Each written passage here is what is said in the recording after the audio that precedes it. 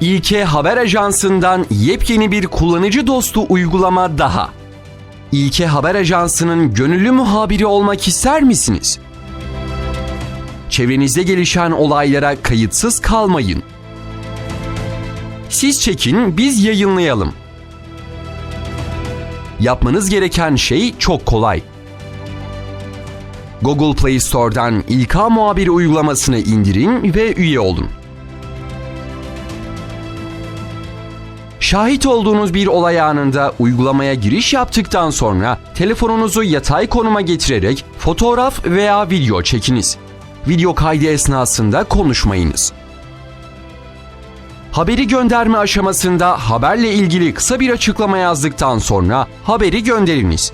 İşte bu kadar. Artık siz de haberinizle gündemi oluşturma fırsatını yakalayabileceksiniz.